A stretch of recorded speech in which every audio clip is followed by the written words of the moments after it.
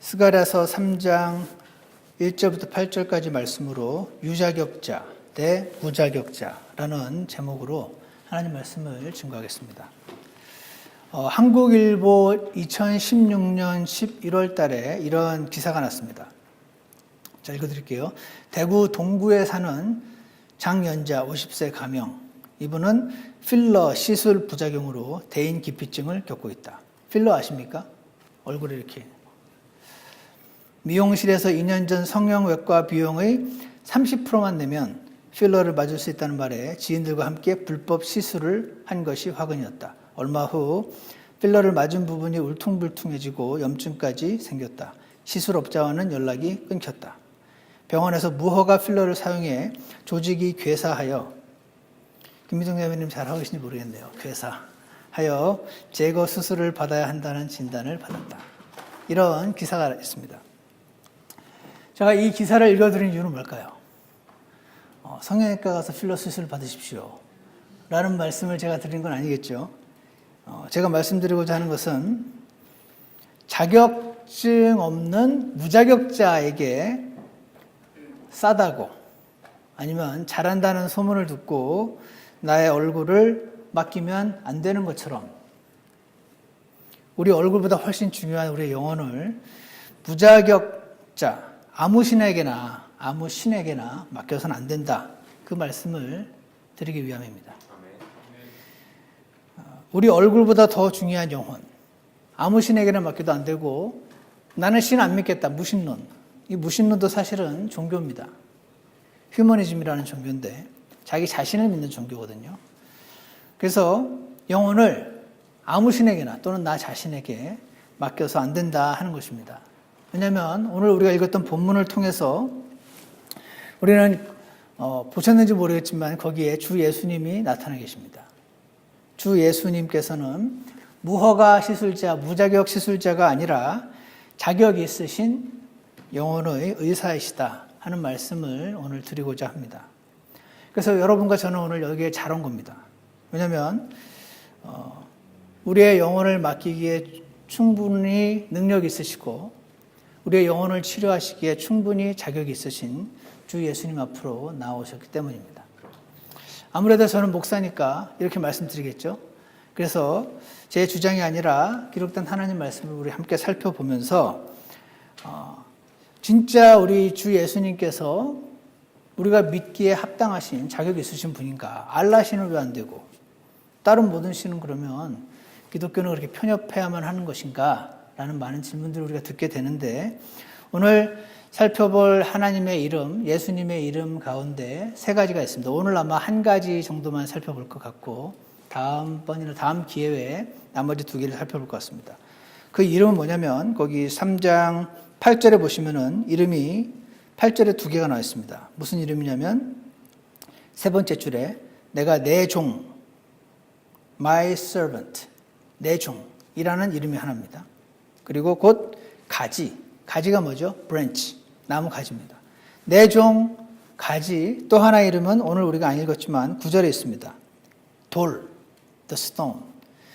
이 그냥 일반 명사처럼 보이는 이 단어들이 우리 주 예수님을 가리키시는데 어떻게 가리키는 것이며 이것이 왜 우리의 영혼을 맡기기에 합당한 자격 있는 분인지 한번 살펴보는 시간을 갖고자 합니다. 거기 3장 4절을 여러분과 제가 한번 함께 읽어보시겠습니다. 3장 4절입니다. 시작. 그분께서 자기 앞에 서 있던 자들에게 응답하여 이르시되 그에게서 그 더러운 옷을 벗기라 하시고 또 그에게 이르시되 보라 내가 네 불법을 내게서 떠나게 하였으니 이제 의복을 바꾸어 내게 입히리라 하시기에. 오늘 지금 우리가 읽었던 이 본문 말씀은 언제? BC 520년경. 어디서? 예루살렘입니다. 누구와? 이 스가랴라고 하는 이름을 가진 이스라엘의 한 대언자인데 이 사람에게 지금 누가 나타나셨습니다. 하나님이. 나타나셔서 뭐를 해주시고 계시냐면 환상 가운데로 그를 데리고 가셨습니다. 환상을 보여주고 계십니다.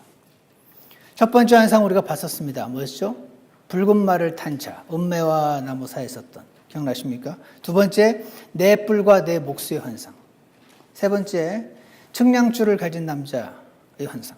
오늘의 네 번째입니다. 이 환상 가운데로 여러분 한번 상상해서 한번 들어가 보겠습니다. 환상 가운데 지금 스가랴가 봤더니 대제사장 여호수아가 서 있습니다. 가까이 카메라를 줌인해 보니까 그가 지금 대제사장은 결코 있을 수 없는 아주 더러운 때가 막 꼬질꼬질한 그런 옷을 입고 서 있습니다. 그 앞에 보니까 하나님이 계십니다. 꼭 판사 같습니다. 그 옆에 아주 샤프한 얼굴을 한 사람이 서 있습니다. 그의 이름은 사탄입니다. 주변을 둘러보니 무슨 꼭 법정에 와 있는 것 같습니다. 판사가 있고 검사가 있는 것이죠. 사탄은 마치 검사처럼 이 더러운 옷을 입고 고개를 푹 숙이고 있는 여호수아를 마구 비난하면서 고소하고 있습니다. 그는 이렇게 고소하고 있습니다. 존경하는 재판장님, 여호수아 이놈은 아주 나쁜 놈입니다. 제가 증거 다 확보했습니다. 몰래 우상 숭배를 했고요. 하나님이 하지 말라고 하시는 고리 대금업도 했습니다. 저울을 속여서 물건을 팔았고요. 그래서 불법으로 이득을 취했고요. 다른 사람의 아내를 탐내어서 온갖 음행을 저질렀습니다. 그것뿐 아니라 어쩌고 저쩌고 하면서 고소를 하고 있습니다. 이 검사 사탄의 모든 말들은 근데 전부 사실이었습니다. 이 여호수아는 옛날에 그 출애굽할 때 그 여호수아가 아니라 이름이 같은 이름만 같은 현재 BC 520년경의 이스라엘의 대제사장입니다. 그는 환상 가운데서 대제사장 한 명으로 서 있는 게 아니라 온 이스라엘을 대표하는 사람으로 서 있는 것입니다. 즉 여호수아, 즉 이스라엘은 실제로 이런 죄들을 다 저질렀던 것이죠. 그래서 하나님의 심판을 받았습니다. 바빌론 제국으로 멸망을 당하고 끌려가게 됐습니다. 거기서 고생을 하고 70년 동안 바빌론 포로살이를 한 이후에 불과 얼마 전에 70년이 다 끝나고 바빌론 포로살이를 끝내고 팔레스타인 땅, 즉 가나안 땅으로 지금 돌아온 상태입니다. 왜냐하면 하나님이 기적적으로 풀어주신 거였습니다. 여기까지가 이제 잘 아시는 것처럼 그냥 역사적인 사실이죠. 좀 전에 말씀드린 것처럼 이 여호수아를 고소했던 사탄의 고소 내용은 전부 사실이었습니다. 그런데 하나님은 판사로서 지금 이렇게 판정을 내리시는 겁니다. 4절 중간에 보시면 그에게 이르시되 그 둘째 줄에 그에게서 그 더러운 옷을 벗기라. 그 밑에 줄에 보라 내가 내 불법을 내게서 떠나게 하였으니 이제 의복을 바꾸어 내게 입히리라. 사탄은 이 판결문을 듣고 자기 귀를 의심했습니다. 하나님, 이건 말이 안 됩니다. 차라리 최순실이를 무죄로 판정하십시오. 어떻게 이럴 수가 있습니까? 혹시 돈 받으셨습니까? 유전 무죄입니까? 사탄은 지금 말도 안 되는 판결이라고 결코 승복할 수 없다고 말하고 있습니다. 항소할 거라고 말하고 있습니다. 왜 그렇습니까? 죄인이 벌을 받아야 되는 것이 당연한데 그냥 무죄라고 용서하는 판사에게 지금 화를 내고 있는 것입니다. 그런데 하나님 얼굴 표정을 한번 볼까요? 하나님은 얼굴 표정이 지금 너무나 평안하십니다.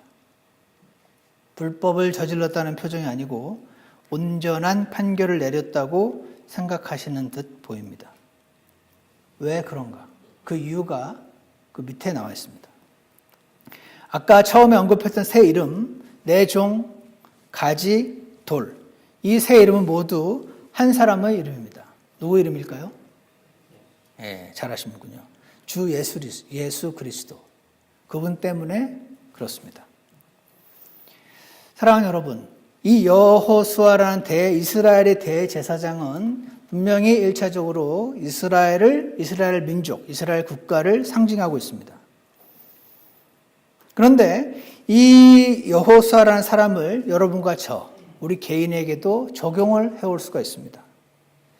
다시 말해서 재판장 앞에 서 있는, 판사 앞에 서 있는 여호수아가 바로 나를 상징하고 있는 것입니다. 왜냐하면 저와 여러분이 하나님 앞에 범죄한 죄인이기 때문에 그렇습니다. 얼마 전에 제가 들려드렸던 미션 바라바 기억하십니까? 여인을 보고 음욕을 품은 자는 그녀와의 더불어 이미 간음하였느니라. 하나님은 사람의 마음속을 보시기 때문에 음욕을 품은 사람과 실제로 간음을 저지른 사람과 같은 죄인으로 보신다는 것을 저도 너무 듣고 충격을 받았고, 왜냐하면 저도 12살 때부터 그러면 간음자이기 때문에 미션 바라바 그 친구도 그랬습니다. 고린도후서 10장 12절에 보면 이런 말씀이 있습니다. 자기들을 기준으로 자기들을 판단하며. 누군가를 판단할 때요, 우리는요, 우리 자신을 기준으로 자꾸 판단합니다. 저 사람은 뭐 저런 짓을 해.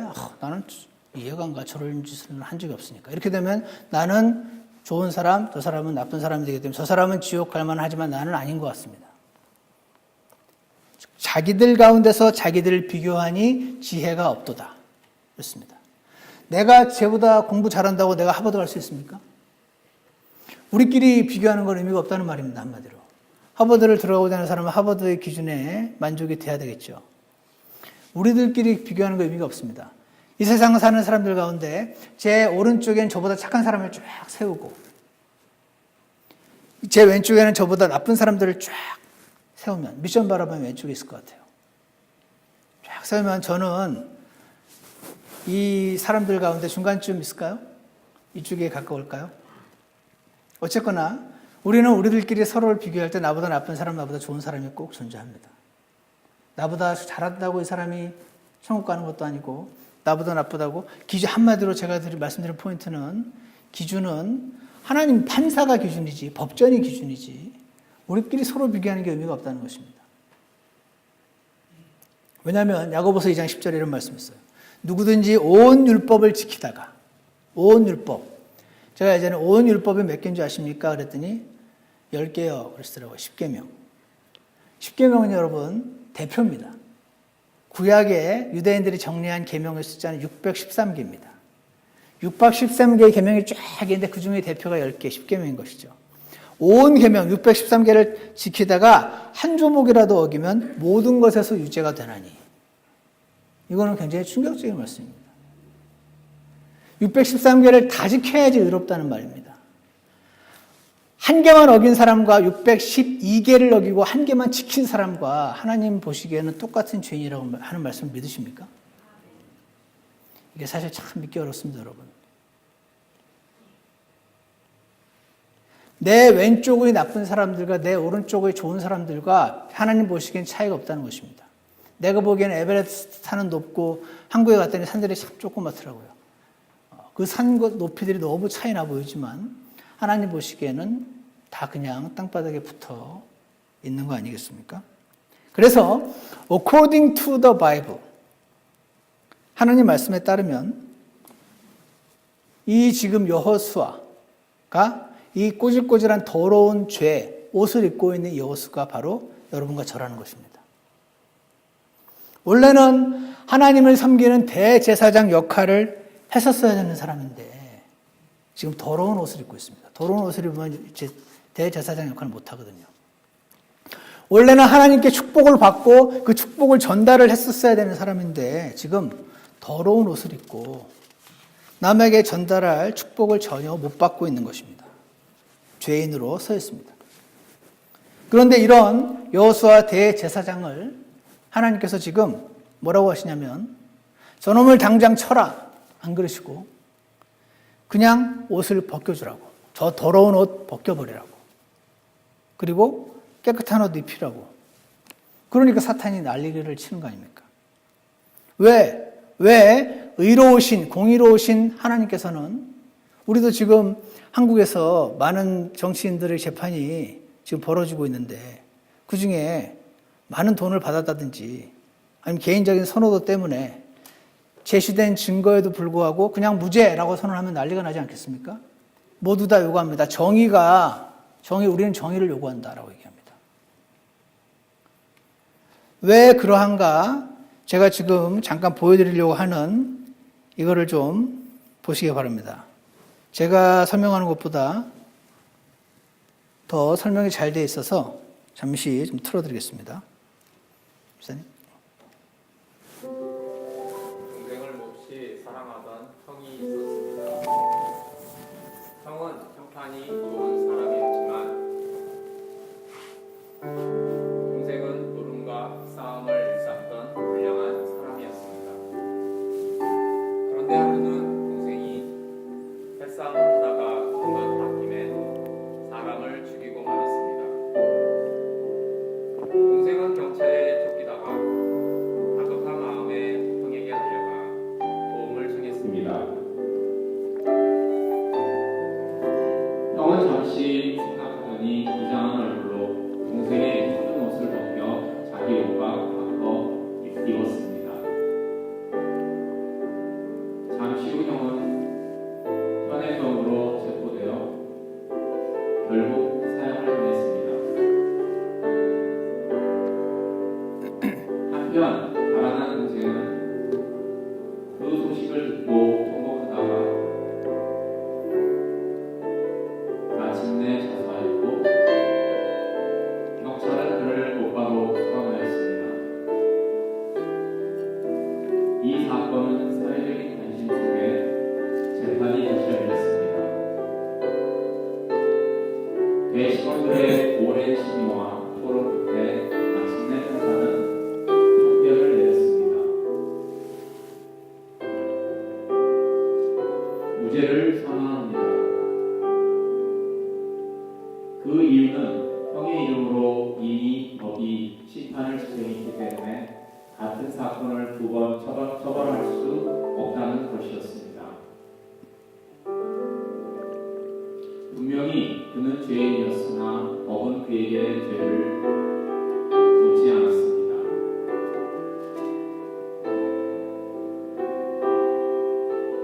누군가 그를 대신해서 죄값을 치렀기 때문에 그는 법적으로 죄가 없게 된 것입니다. 구약시대 사람이 범죄하면 그의 죄를 대신할 흠없는 짐승을 제사장에게로 데려갔습니다. 그는 제후에게 용서하여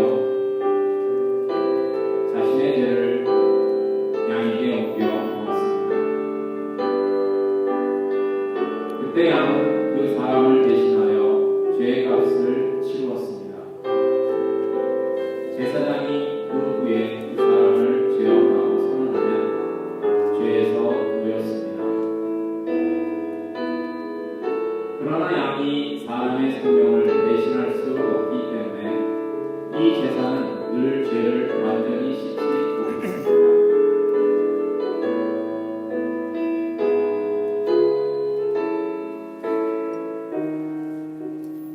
그래서 예수 그리스도께서 이 세상에 어린 양으로 오셔서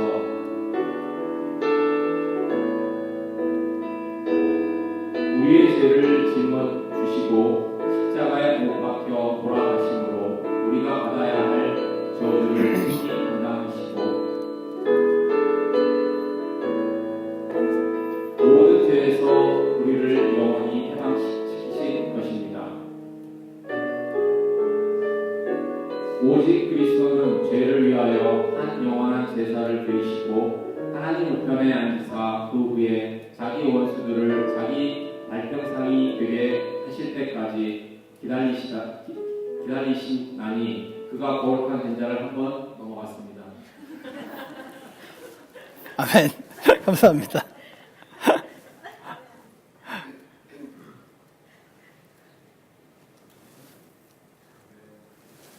잘 들으셨죠? 아유, 이게 참 복잡하군요. 이 방금 보셨던 아주 유명한 두 형제의 이야기입니다. 예. 동생이 죄값을 치렀어야 되는데 형이 사랑해서 대신 치렀습니다. 재판장은 동생에게 또다시 죄를 물을 수 없습니다. 왜냐하면 일사부재리의 원칙이라는 게 있기 때문에 그렇습니다. 이것이 동생이 이 죄의 대가로부터 벗어나서 자유롭게 된 뭐라고 해야 돼요? 메커니즘입니다. 우리가 동생이고 예수님이 형이신 겁니다. 여러분과 저의 죄를 대신해서 죄값을 치르셨습니다. 언제 치르셨습니까? 2000년 전에 치르셨습니다. AD 30년에 돌아가실 때 그때 치르신 겁니다. 근데 우리는 그 사실을 몰랐습니다. 오늘 들으셨잖아요?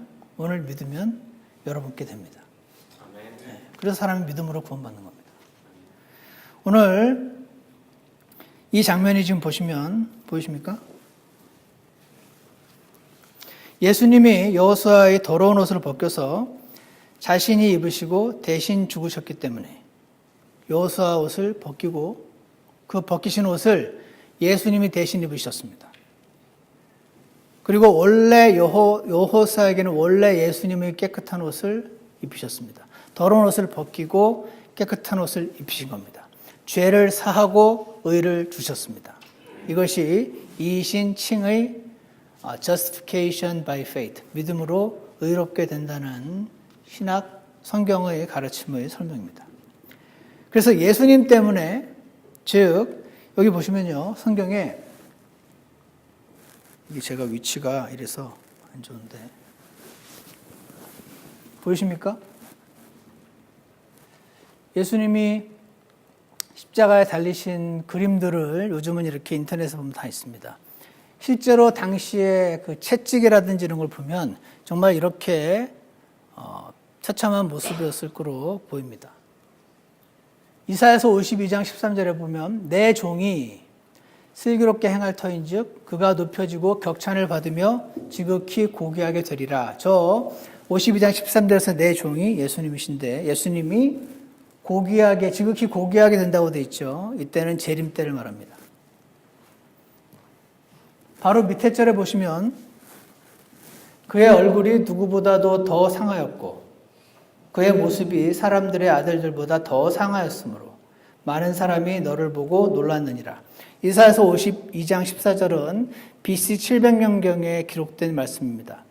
이 일이 일어난 건 AD 30년이니까 700년, 약 730년쯤 전에 미래에 있을 일을 기록을 하였습니다. 근데 이 존재가 바로 내 종이다 라고 지금 말씀하고 있습니다. 하나님이 내 종이라고 말씀하시는 분. 그는 사람들에게 멸시를 당하고 거부되었으며 슬픔의 사람이요 고통을 잘 아는 자라. 우리는 그를 피하려는 것 같이 우리의 얼굴을 감추었으며 그는 멸시를 당하였고 우리는 그를 귀히 여기지 아니하였도다. 이렇게 말씀하십니다. 참으로 그는 우리의 고통을 짊어지고 우리의 슬픔을 담당하였거늘 우리는 그가 매를 맞고 하나님께 맞아 고난을 당한다고 생각하였노라. 지금도 많은 사람들이 이렇게 생각합니다. 하지만 예수님께서 저렇게 고통을 담당하신 것은 우리의 고통을 대신 짊어지셨다라고 성경은 기록하십니다. 그러나 그는 우리의 범법들로 인해 부상을 당하고 우리의 불법들로 인해 상하였노라. 그가 징벌을 받음으로 우리가 화평을 누리고. 아니, 그분이 징벌을 받는데 왜 우리가 화평을 누립니까? 아까 그 두 형제를 생각해 보시면 압니다. 형이 징벌을 받음으로 동생이 화평을 누리게 된 겁니다. 그래서 이 사람의 죄가 이렇게 예수님께로 옮겨진 겁니다. 예수님이 까맣게 죄인이 되셨습니다. 이 상태인 것이죠. 그리고 예수님께서 평생 쌓으셨던 하나님의 의를 이렇게 주셨습니다. 그 죄를 사하시고 죄를 사하셨다는 것은 내 죄를 아까 양에게 이렇게 전가하는 것처럼 죄를 이렇게 예수님께 얹고 예수님을 대신 치심으로 사형을 집행함으로 죄값을 치르셨고 그때 하나님의 의를 마치 실제로 이 헬라어 단어가 그 송금하다라는 것과 같은 단어입니다. 하나님의 의를 우리 어카운트로 계좌 이체시켜 주신 것입니다. 우리 죄를, 우리 빚을 예수님께로 계좌 이체시켰습니다. 그래서 이 여호수아의 더러운 옷을 사탄은 계속 고소합니다. 네가 무슨 크리스천이냐? 수치스럽다. 수많은 말들로 고소를 합니다. 그때 하나님께서 이 옷을 벗겨버리시고 이 깨끗한 옷을 입히시는 것. 이것이 이신칭의인 것입니다. 방금 읽었던 여호수아는 더러운 옷을 입고 구천사 앞에 서 있는데 그분께서 자기 앞에 있던 자들에게 응답하여 이르시되 그에게서 그 더러운 옷을 벗기라. 더러운 옷을 벗기는 것. 더러운 옷을 벗기는 것 자체는 하나님께 있어서 어려운 일이 아닙니다. 근데 근거가 중요합니다. 어떤 사람이 판사가 최순실이라는 사람에게 제가 최순실에게 예를 드는 겁니다. 지금 무죄 만약에 선고를 한다면 선고하는 것 자체는 그에게는 아무 일도 아닐 것입니다. 근거가 중요합니다. 근거가 옷을 벗기고 불법을 떠나게 하였으니 이 옷이 바로 불법인 거죠. 이제 의복을 바꾸어 입히라. 깨끗한 옷을 입히라는 것입니다. 왜 누구 맘대로 이 사람을 무죄 선언하고 그냥 무죄일 뿐 아니라 이 사람은 의로운 사람이다라고 의의를 또 입혀준다는 말입니까?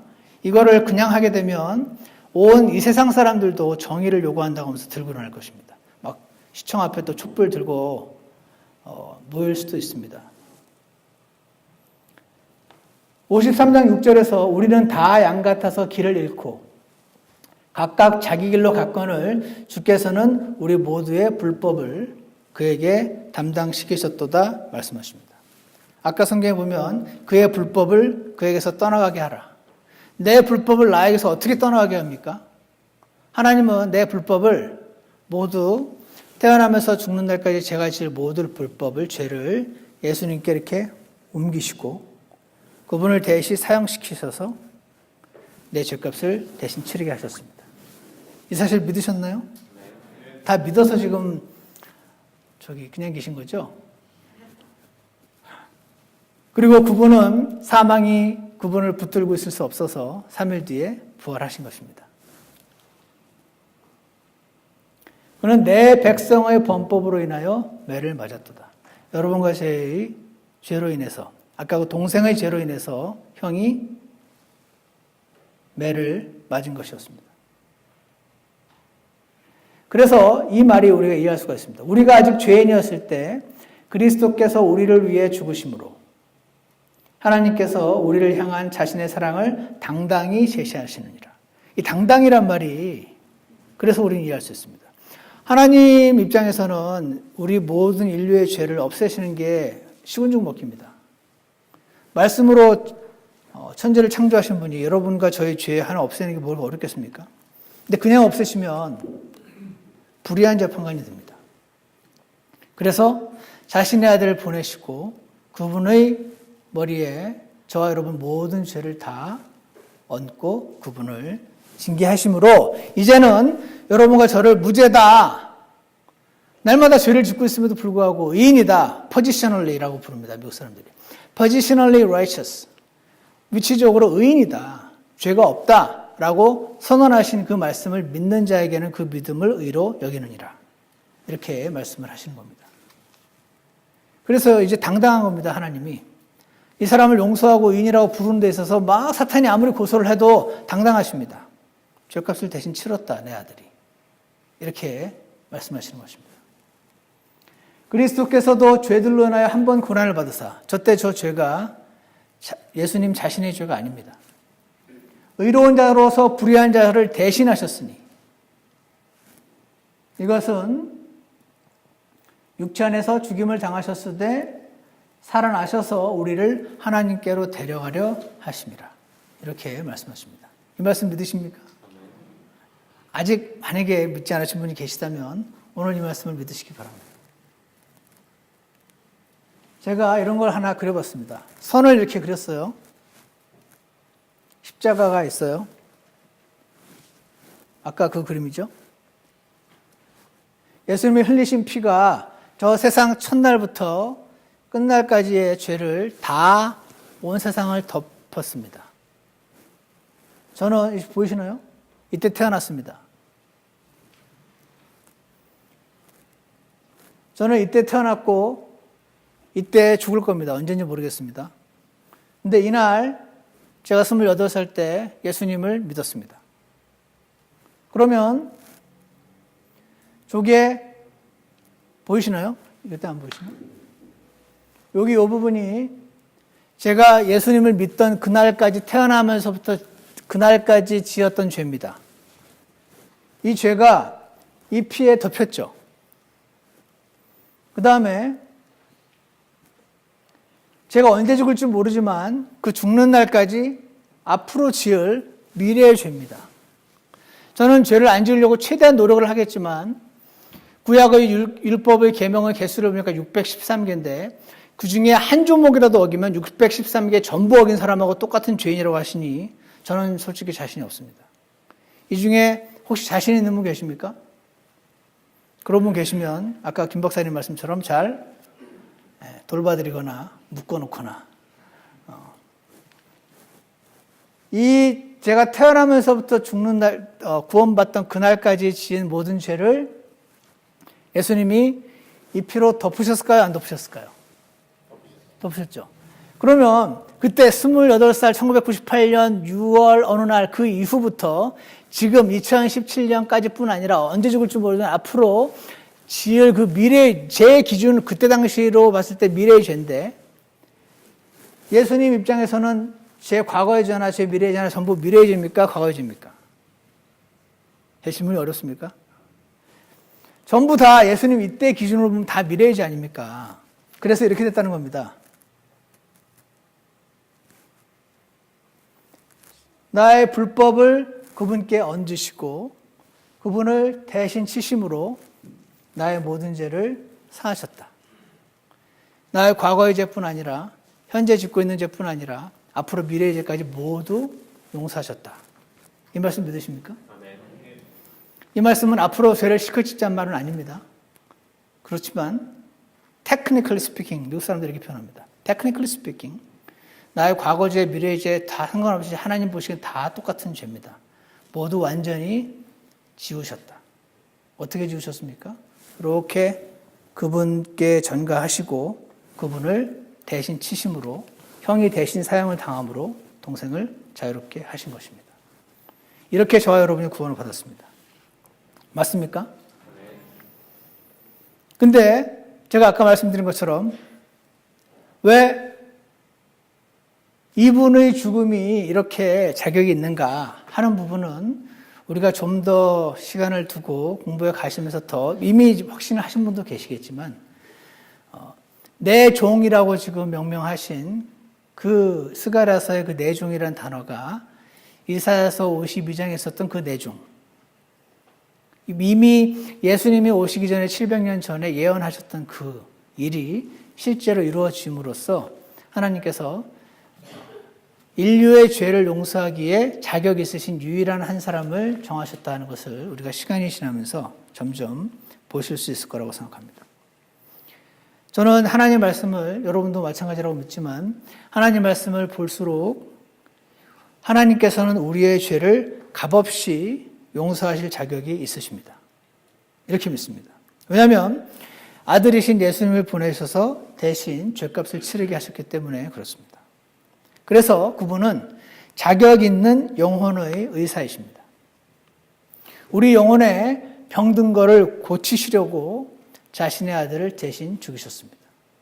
우리 죄를 싹 씻으시고 하나님께로 데려가시려고 예수님을 대신 죽이셨습니다. 이 하나님의 사랑을 오늘 받아들이시기를 축원합니다. 또 한면으로 하나님께서 우리 영혼의 의사라는 거 믿으십니까? 온전한 자들에게는 의사가 필요 없으니 병든 자에게는 필요하니라. 오늘 우리의 마음을 병들게 하는 것들이 있습니다. 뭔지 아십니까? 현대인들도 다 압니다. 스트레스. 우리의 마음을 병들게 합니다. 스트레스가 만병의 근원이라고 의사들도 다 얘기하잖아요. 우리의 마음을 병들게 하고 있는 것들이 있습니다. 성경에서는 그걸 가리켜서 수고하고 무거운 짐진 자들아 라고 표현하십니다.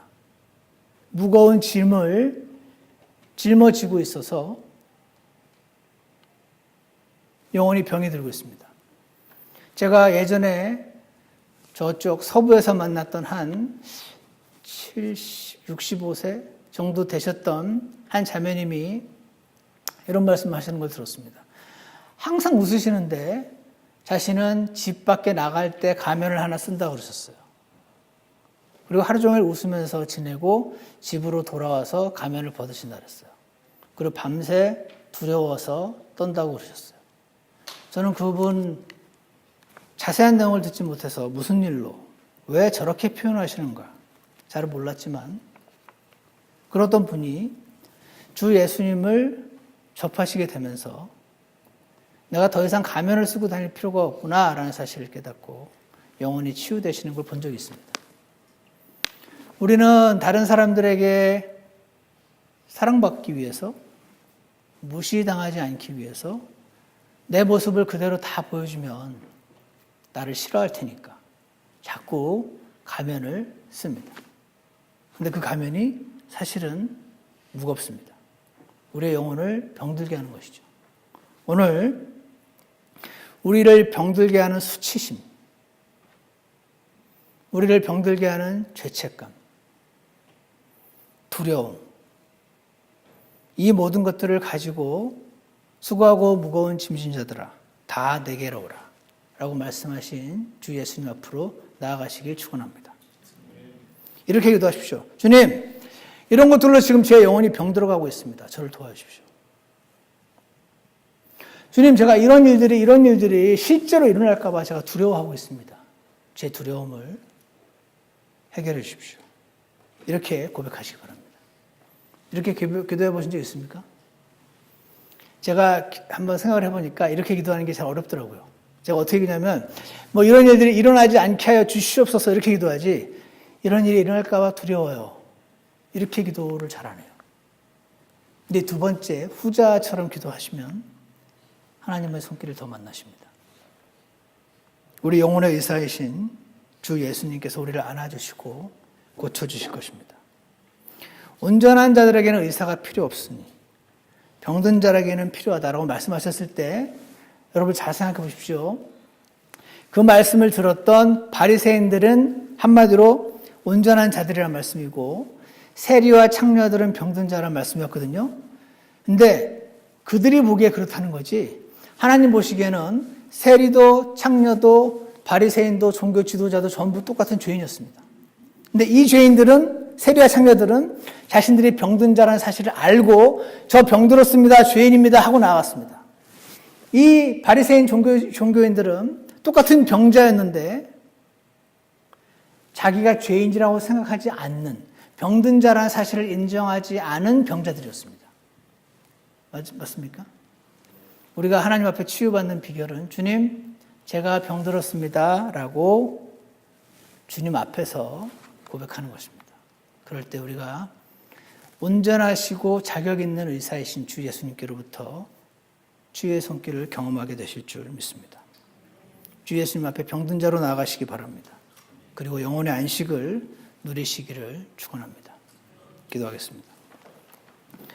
하나님 아버지, 우리의 모든 허물을 대신 짊어지시고 우리의 모든 아픔을 대신 짊어지시고 우리의 죄를 대신 짊어지시고 주 예수님께서 죽으셨음을 이 시간 봅니다.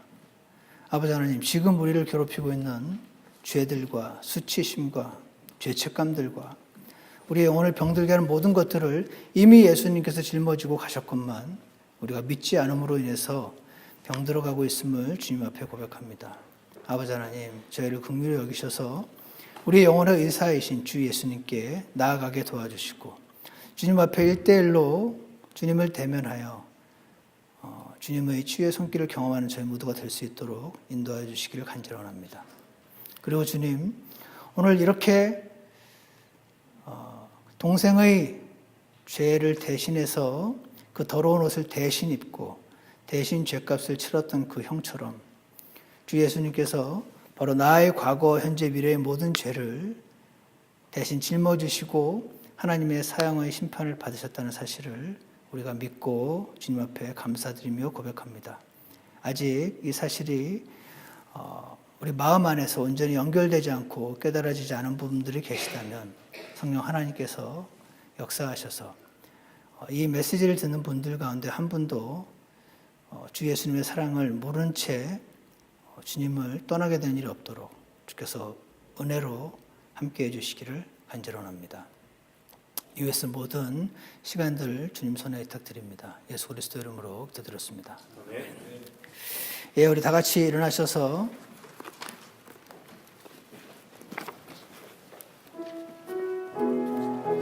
(112장) 만왕의 왕 내 주께서 112장 만왕의 왕 내 주께서 함께 부르시겠습니다. 1절 3절 부르시고 4절 부르겠습니다.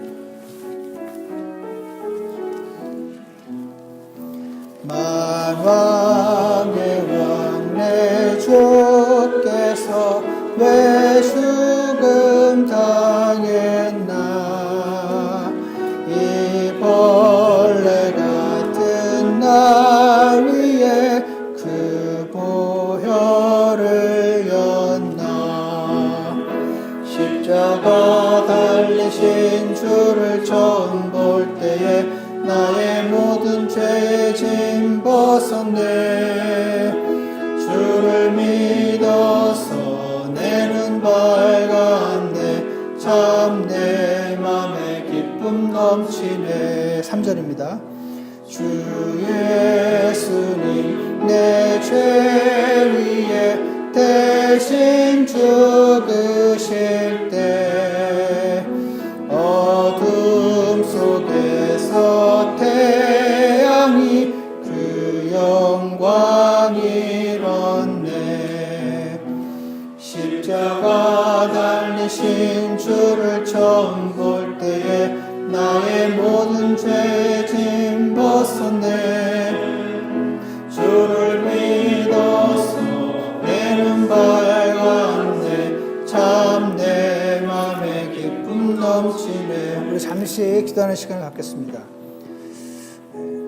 자격 있으신 주 예수님 우리 영혼의 의사이신 그분께로 우리가 나아가기 원합니다. 우리 영혼을 완전히 쓸 수 있는 은혜를 얻기 원하고 그리고 오늘 우리를 괴롭히는 수많은 생각들로부터 주님께서 참된 노임을 허락하시도록 주님의 은혜를 간구하는 시간이 있으면 좋겠습니다. 자리에 앉으셔서 기도 주셔도 좋고 앞으로 나서도 좋습니다.